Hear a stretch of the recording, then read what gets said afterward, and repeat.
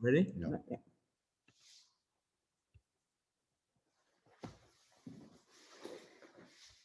There he is, the Gypsy King. How are you?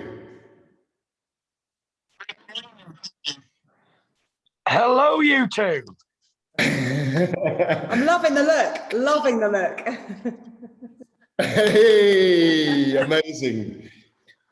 So I might get a bit of a better background for you. Okay, cool. Let's have a look where we could sit without some sunshine.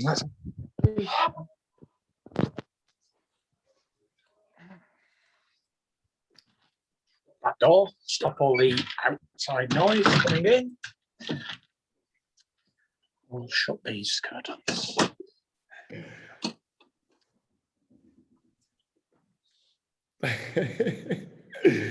How are we? We're very well. This is Susannah, who is a friend of mine and has just become a boxing promoter and is going to promote women's boxing, Tyson. Fantastic stuff.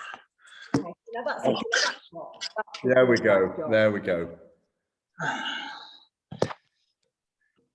Let me see. Do you want it that way? Or How's that? I'm marginally disappointed. I was expecting the Versace shirt. I mean, we'll let you off because you've just finished He's gonna go sparring. on now. But he's going to he's going to I'm so pleased. I'm so pleased.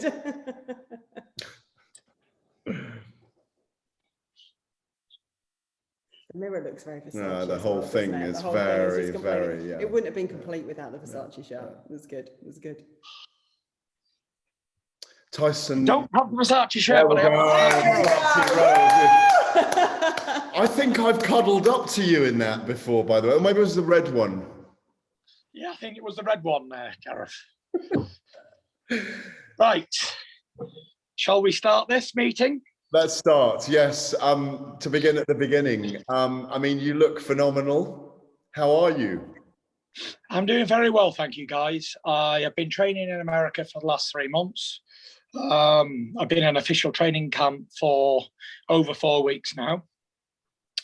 Training's going as training goes, you know how it goes. A few niggling injuries, nothing to write home about.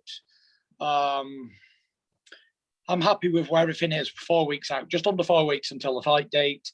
3 more weeks of tough training, 1 week of relaxation, then we go and fight. And you've been sparring today, haven't you? I can see it on your lip, for example. Oh no, this is a cold sore. It's not Okay. not cut.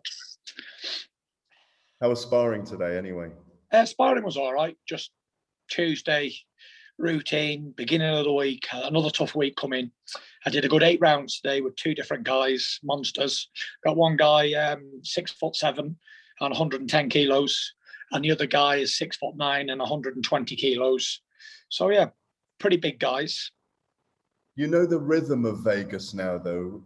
You know the rhythm of where you're going down to the top-ranked gym. You know where you're eating. You know, are you on the outskirts of the town, or are you there in a suite? No, I bought a house over here in Henderson. I bought that last month or the month before. So yeah, I got my own training compound out here in Las Vegas now. I got a full-time nutritionist over here, George Lockhart, for like 3 or 4 times we've been together now. No stone left unturned, as usual. Training really hard, it's a lot of smart energy going into it rather than just hard work. A lot of dedication, going to bed early, waking up early, eating, drinking. I can't do any more, basically.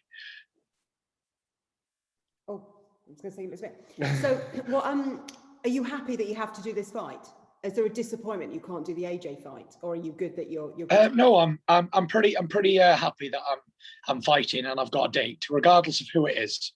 Not important to me. I'm just happy that I've got a date and I've got something to sink my teeth into. It's been a long time coming. By the time I get back in the ring, it'll be 18 months out since my last fight, which is a long time considering I'm nearly 33 years old and I've had a long stint of inactivity throughout my career. So it's nothing new to me, but it's a bit difficult for Deontay Wilder when he's been active all the time. So that might play in my favor. Disappointment? No, not at all. I'm out here in the capital of boxing, world capital of entertainment, topping the bill yet again in Las Vegas. I love it. Another heavyweight fight. The dancing on the tables when you first got out there, and I love it. It's just amazing. I feel you feel the vibe, which I love. I just think it's fantastic. Yeah, there's a time for fun and jokes and fun and games when you're not in camp, and there's a time for being serious and switched on when I'm in camp, which I am now. We're not allowed to smile in camp. Shane, my brother Shane said there's no laughing and there's no smiling in camp, so trying to keep the smile dumb. So Tyson, my big thing's neuroscience, and it fascinates me that Wilder took that moment of silence. How did that make you feel? Did that make you feel more empowered? No, it didn't really make me feel anything, to be fair, because I thought it was quite a clever move from Deontay Wilder. He doesn't do a lot of clever stuff. He's not the most articulate person in the world, but he did something where he couldn't be asked questions for the things he'd said. If he'd have come into the press conference answering everything, the first thing the press was going to do is tear him apart about the glove allegations and the costume and the trainer and the drugs in his water, and the long list continues on. So how would he answer those questions? He's not going to be able to. So taking the vow of silence was probably the best move he could have done. But standing there 5 minutes and 41 seconds is just, I mean, you know, we've joked about it without being crude. You know, it's time to have sex twice and a bottle of vodka and a cigar, isn't it? I mean, that's just, it's such a long time to stand on stage. How did that feel in that moment? Again, no, it was, we were standing there. It was his choice to stand and not turn away for a minute or two. And all of a sudden, he was feeling uncomfortable and jittery, and I could see him, he was twitching a little bit and stuff. So his trainer came over and rescued him, only touched him on the shoulder and said, "That'll do now, D." And he was so happy to be rescued. So if you were going to go to the point of not looking away for 5 minutes and 41 seconds, why turn away and give a moral victory away straight away like that? The things that, obviously, like you say, he managed to shut you out in a way. Like you said, it's quite a clever move in a way. But the problem comes in fight week because he can't say nothing all the way up to the fight, can he? I don't really think that you can talk all as much as you want to. When you get in the boxing ring, the talking's over. Yeah. So it doesn't really go for much, to be fair. There's a lot of ways you could look at this psychologically. He may have had the headphones on because he doesn't want to get into a to and fro with me, and he doesn't want to get into a talking match because every time he does so, he comes out second best. He doesn't want me let me get into his head or whatever. But that there is all weakness, in my opinion. He wears earphones with music so I don't get in his head. What type of a mentality is that? Tyson, how much out of interest do you think a fight is won before you get into the ring, or is it all as you action into the ring? Again, for me, like, people could say whatever they want to about me and it doesn't really mean much. I'm not really too bothered. It doesn't change the way I'm going to fight or anything like that. Suppose it's all down to your mental makeup, what type of mentality you have towards your job. So yeah, I'm not too sure. I can't answer that because my mental makeup is 100% concrete. I'm unbreakable.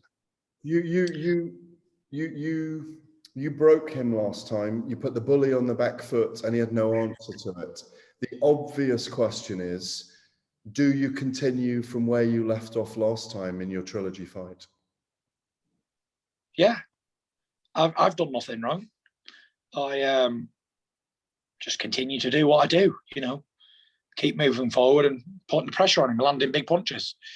He's the one that's coming off a knockout loss and a one-sided fight, and he's the one who's got to tell himself all these reasons why he lost and sack everybody in his team and blame everybody and point the finger.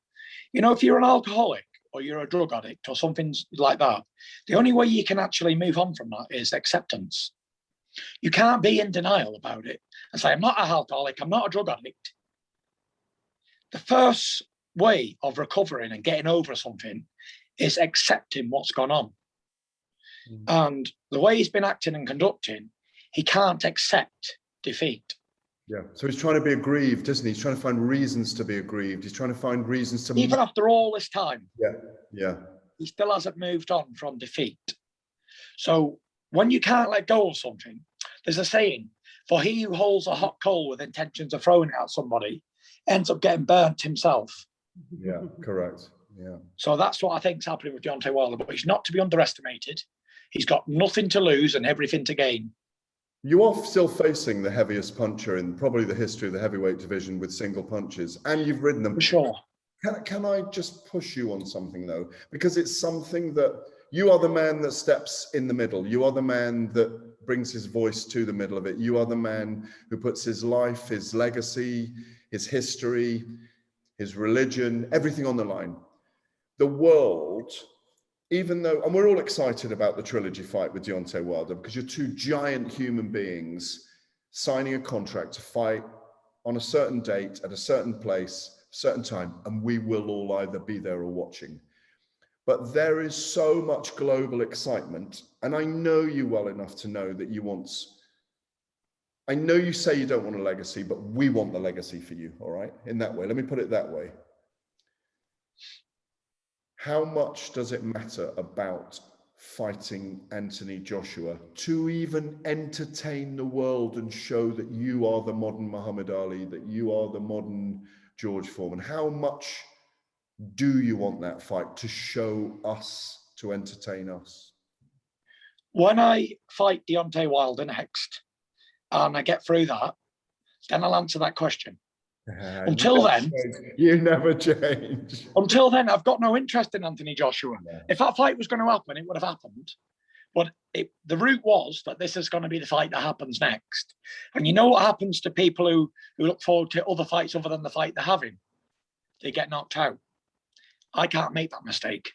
Because at the end of the day, whether I fight AJ, Wilder, whoever there is out there, it's not about what they bring to the table. It's about what I do for me. It's like it's what I'm going to do on the night, whatever it is. It doesn't make a difference. They're just names. See, over here in America, Anthony Joshua's a nobody. They're not interested. This is the biggest fight by far. Absolutely. And it's bigger now, and it's bigger. Oh, it's much bigger with all the controversy. And we've been on pay-per-view twice. And the general public in America are starting to get to know us a lot better than they did the first time and second time. It's a very eagerly anticipated fight. The tickets for this unbelievably well compared to last time, even though the Brits aren't allowed to travel. So it just shows how much bigger this is this time. So yeah, over here, me and Anthony Joshua isn't a big fight, but me and Deontay Wilder is. In Britain, it's a one-sided affair. Obviously, me and AJ is the biggest fight, but over here, he's only known for getting knocked out by the fat guy who didn't train. So they're not really too much interested in him until he can do something. So I loved watching you at the Canelo fight, the weigh-in, the kind of involvement in it all and being there and being part of it all. So obviously you've been a massive champion in mental health moving forward. Where do you think that now sits in boxing? Do you think there's enough support for all of that? I think there's a lot of support going on worldwide now for mental health and smashing the stigma of it all, and in day-to-day jobs and not just sports. It's gaining a lot of momentum in everyday life. People are coming out now and speaking about it a lot more in the last few years than they've ever done ever. I think even the government are talking more about it than they've ever done. So I think there's a lot more help today than there's ever been. It's more acceptable today, and more people are more educated on the matter than they've ever been in history before. And I think you've accelerated that, and I think that's absolutely fantastic. I think you're a force to be reckoned with. You're a very big guy, so to be able to say actually this is the moment there, it's important, is absolutely incredible, and I think it's amazing. But there's one more thing I'd really like. So obviously, as a boxing promoter now, specialising only in women's boxing, you have a daughter. So are you only promoting women's boxing? Yeah, so I've just set up something called Unified Promotions, and it's just for women. So a safe haven, a good place for women to be able to train, encourage women in the sport, but more, if I'm honest as well, about the whole rhetoric about the right equipment. So you guys have got belt heights, protect your crown jewels. but sits right across the women's ovaries. And actually that's not right. And gloves aren't right for women. They're just, they're men's gloves, but made small and pink. So we have a phrase that you pink it and shrink it, but maybe that's not good enough. We need actually some gloves. So, that women's boxing wasn't in the Olympics, or hasn't really been around for more than 10 years. The Olympics was 2012. So for me, it's about providing now a place where women can go. But my question, and where I'd be really interested, is A, do you like watching women's boxing? And B, would you let your daughter box? Well, it's a great subject, and I'm glad you've touched on it. I think women's boxing, just like mental health, is in the best place it's ever been in history. Do I like women's boxing? Fantastic. I think the women's boxing, it's very, very common known that women have a higher pain threshold than men. It's 100% true. And when you watch women's boxing, can you hear me, everyone? Because I think I've lost you a little bit. It's gone a little bit quiet. Well, when you hear about women's boxing, yeah. When I watch women's boxing, they get stuck in. There's never a bad fight. There's, excuse me, French, but there's no pussies in women's boxing. They're like, don't go down pretending to be knocked out. There's no. It seems to be with the guys. There's always them fighters, and they show out and they don't want to be in there. And with the girls, they're like, that doesn't happen. They get stuck in, they get cut up and busted up. And women's boxing's on a big high with like the likes of Katie Taylor and the Pursuit Girl and Natasha Jonas. And there's so many of them. There's so many good girl fights. Michaela Mayer over here for the Top Rank Girl, and Shields, Marissa Shields. Who else is there? HH Diva. There's Savannah Marshall, who your uncle's trained. Savannah Marshall, she's pretty good. Yeah, there's loads. There's loads now. Matchroom have created women's boxing, so fantastic achievement to Eddie Earn. Even though we don't see eye to eye, but he has really put women's boxing on the map, like unbelievable amount, and it's very watchable now. People are. I'd pay per view to watch these women fight world title, just like I'd pay per view to see the top blokes fight. So I'm all for it. Would I let my girls box? 100% if they wanted to. Muhammad Ali's daughter, Layla Ali, was a world champion like a dad. Yeah. It's just that I've got two daughters at the moment, and they're both very girly. They're not interested in boxing at all. Give it time, though. Give it time. Yeah. So seems to be when they were younger, they were more interested. And now I've got one, like, she's turning 12 soon. She'd be more into like girly stuff, whatever that may be. I have an 11-year-old who's 99.9% certain she's a Disney princess. So there's no boxing. Oh yeah. But it might come round, mightn't it? It might come good in the end. Might do. One of the things, just going back to that, what you're saying about the mental health, I think one of the things that you broke the mold with as well is that you're from like fighting as part of the family and holding yourself in and not showing your emotions. And, I mean, as we know, you and I went for a run on the beach in Marbella when you were 27 stone, Yeah. Keep up with you, only because you were 27 stone. But it's like, from the family you're from, it was an extraordinary thing for you to break the mold and do that. But it was only because you plumbed the depths and had dark days that you were actually able to do that. Has that had an impact on your family around you as well? Most definitely. My dad, my brothers, family members, cousins, relatives, they were all pretty uneducated on mental health. And I believe that a lot of them suffer with it. Yeah. Like my dad, he's definitely a mental health sufferer. And even he's coming to grips with it now, and he'll admit it. Where before he was like, no, there's nothing wrong with me. I've not got no problems. But now they're accepting it. And it's like, I did a tour, like a mental health tour in England in 2019. And my dad came with me and he was like, I didn't know there was this many people struggling. So he really can see it's been a massive, I believe I've had a massive impact on mental health moving forward in the UK for sure and around the world. And yeah, I believe that it's definitely more acceptable now, and people are trying to come out with it. And you won't believe the amount of messages and letters have been wrote, and people stopping me in the street saying, "You've saved my life," this, that, and the other. So it's definitely been one of the best things I've ever achieved in my life. That's for sure. Is it for you? I know you're a fighting man, as we always talk about. You know, you're a fighting man, born bred to fight. Yeah. But is your bigger legacy in the end going to be what you've done for that, rather than what you do in the ring? I don't know. You know, the sport is one thing, and it's been very good to me, boxing. I've had a lot of low times, and it's made me very unwell as well at times. But the highs are great. The lows are terrible. After every extreme high, there's got to be even lower low for me. So when I beat Wilder, like last time, I returned home, and for the first 10 days, the only thing I think about was suicidal thoughts. Amazing. Wow. So yeah, it was a very low time for me, and it took me 2 weeks to get right again. And this is after every extreme high. With somebody who's on a mental health patient level like myself, there's always going to be extreme lows. So the higher the high, the lower the low, and that's 100% true. But it's knowing how to manage and maintain these problems, and that's the word that is the key factor here. It's the maintenance word.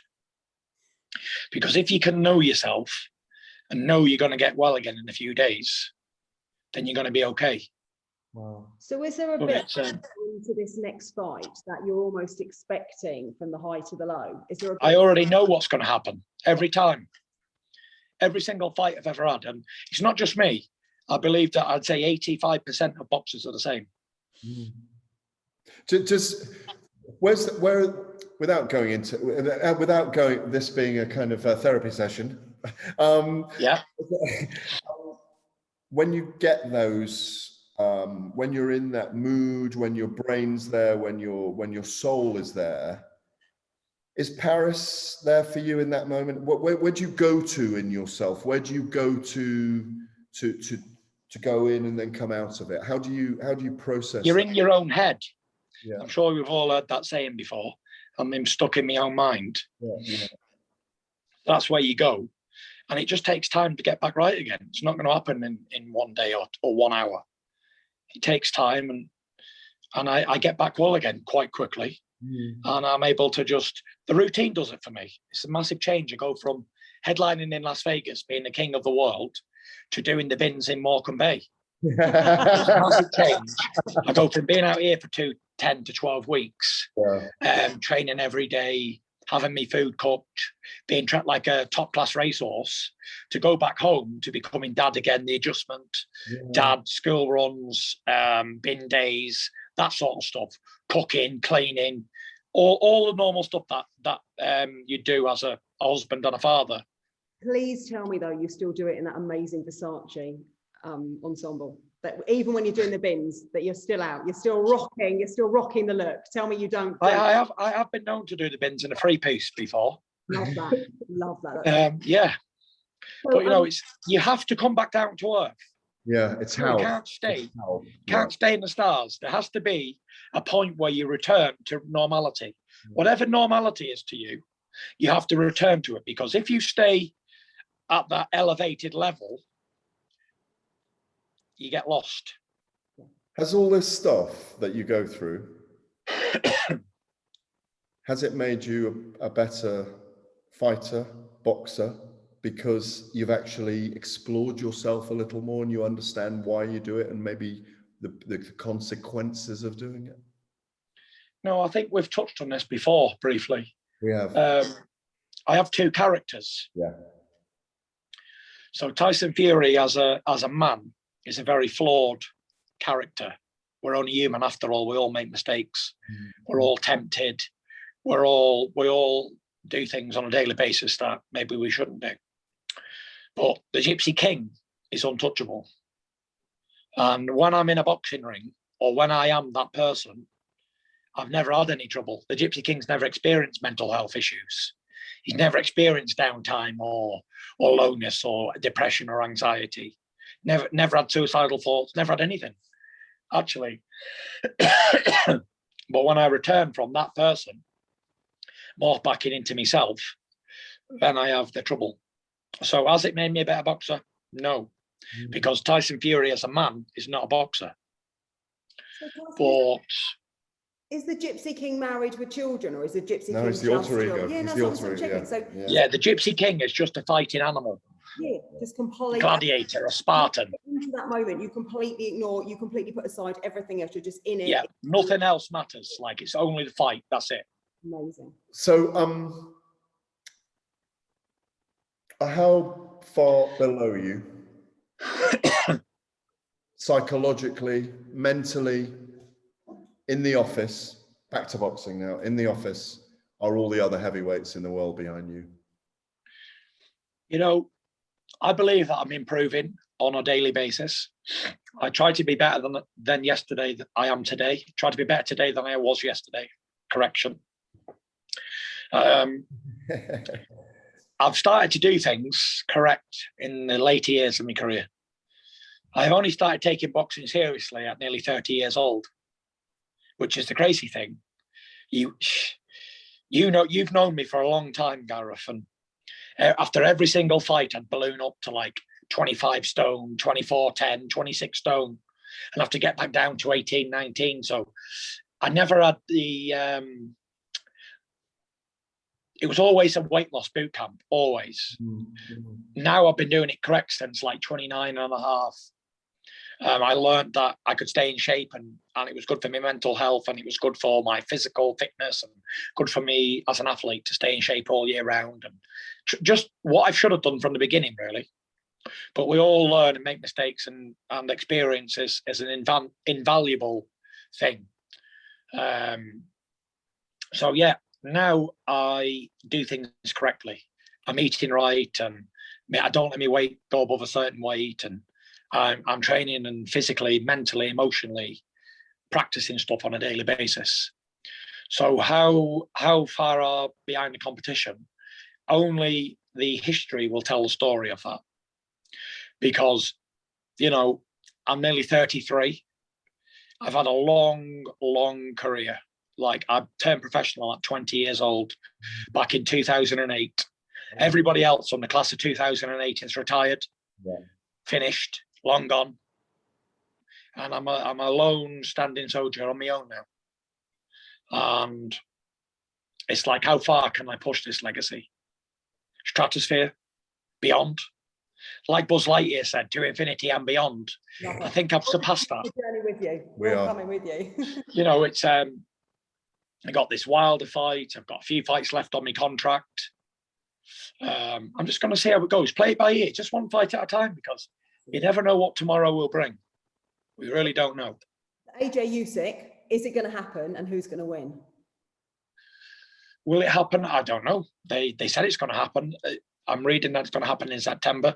I haven't paid it too much attention, to be fair.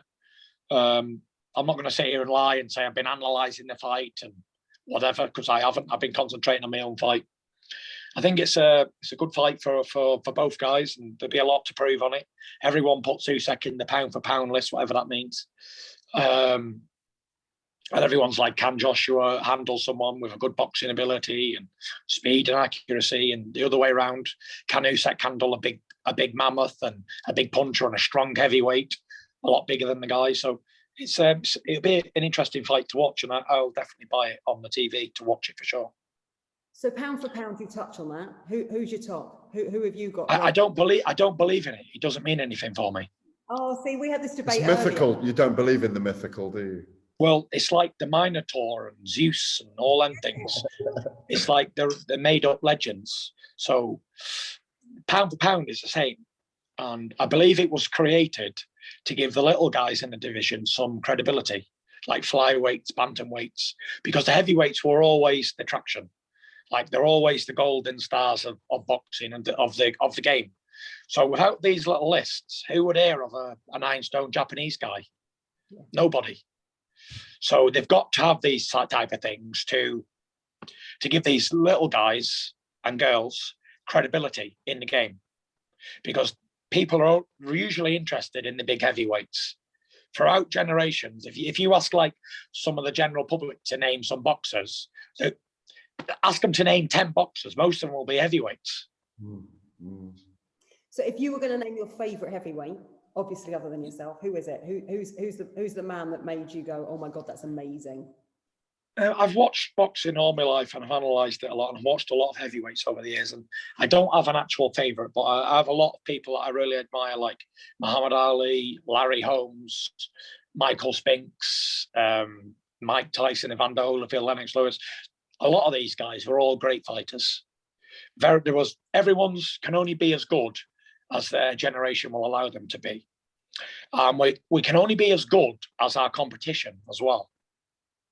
If you're a dominant heavyweight in an era that you don't have good competition, then you will not go down as a legendary fighter. That's for sure. Why was Sugar Ray Leonard, Marvin Hagler, Tommy Hearns, Roberto Duran talked about as four kings? Because they had each other. If you look at the dominance of Vladimir Klitschko and Vitaly Klitschko, people were happy when they moved over because they didn't have much competition throughout their reign. Same with like the likes of Joe Louis. Great champions, 26 title defenses, but they never had that great back and forth. People talk of the heavyweights from the 70s, the Muhammad Ali, Joe Frazier, George Foreman, Ken Norton. They were four great heavyweights who all fought each other multiple times. The trilogies with Muhammad Ali and people like that, just they were great because the competition made them great. And I believe that I've got competition like that now. Well, so have we got time? Well, you're obviously having the trilogy with Wilder on the 24th of July in Las Vegas. Can you envisage a trilogy with Anthony Joshua? I don't know. I don't know, but I can think. You think you knock him out? That's why, and you knock him out. The thing is with the trilogy only happens if there's been a controversial thing in the first fight, or if it was really close the first time. Something went wrong. Someone never got the decision. The second time, one guy wins, or they win one each. That's how trilogies happen. But whether that will happen, I don't ever see myself losing a fight. So I don't see like it can be 1-1 and then we go again.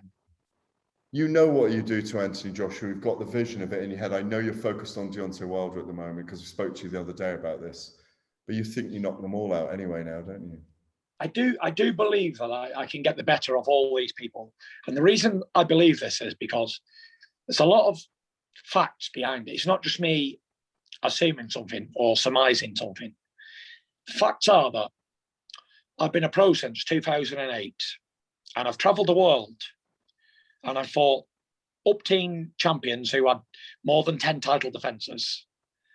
And I've travelled to their backyards and I fought the fights that nobody else wanted to do all the way through my career. Started off fighting good men when I wasn't ready for it at a young age.